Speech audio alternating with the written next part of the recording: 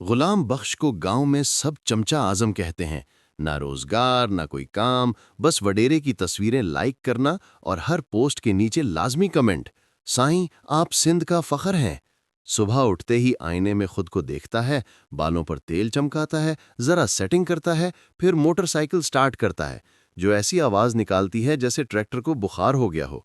وڈیرہ جہاں جائے غلام بخش وہیں۔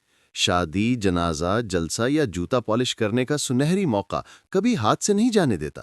لوگ پوچھتے ہیں، غلام بخش روز کیا ملتا ہے تمہیں؟ وہ فخر سے کہتا ہے، سائیں کی ایک مسکراہٹ اللہ کی قسم سونے لگتی ہے۔